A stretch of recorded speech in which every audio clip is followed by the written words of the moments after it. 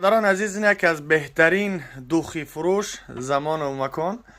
دوخی میفروشم ماشاءالله. این دوخی را میزنی برادر، نه پشک تا علاو میزنی بوش میمونه در خاکستر انشالله. خاکستر را بو مکشه بوی دوخی هست در خاکستر نه؟ نه شیکوی گفتگیتون کنم فقط تعریف نه همه حضرت گفتگی نه آور دوخی را نبود رکمندوات همش کیسه است. برندم انشالله که با گارانتی قطعی بهترین هم یکی هم دوخی که شیک میگفتین این را میزنی و همه کدوش هستن.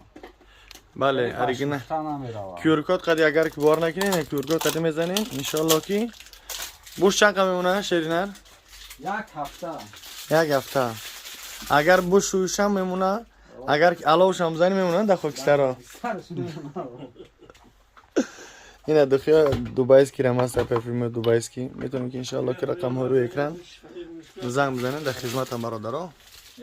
چند نوع دارو هسته؟ دوخی هسته؟ نه دوخی بهترین الحمدلله برای زنها و مردا اپا و خواهرها بهترین اریجینال ناتورال نه. اینو مگین چند نوعش بگین انشالله کی هسته؟ نه نمبرش هستن. اینه خلاصی گپ نه هم نمودش هسته. و دیگه نوع داروها و همه چیزی که بگین انشالله که در ما وجود داره. فقط رقم ها روی اکران برای تماس گرفتن، برای خراب شوی نیتریت شده هسته اپراتورها انشالله که استفاده میبرین. برای خراب شوی نوشنیکا استلچک ها برای انسانی که پاشون درماندن، برای اونا به نهایت فایده خوب داره. سویچه میشه که بیا بر یک هفته تکش بونا میکنه.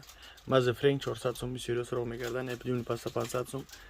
اینی مجنون پلوس 500 سوم 1000 سوم. نه اکثر افته 3 بولز 3 بدنام. یعنی بسیار نوع دیزدارین دیزدارنده به نهایت خوبن. همه 300 سومن به نهایت کچتوی خوبه. اریجینالی ناتورالی 24 48 ساعت درجه. رجینسی اینه 400 سومی هنوزی.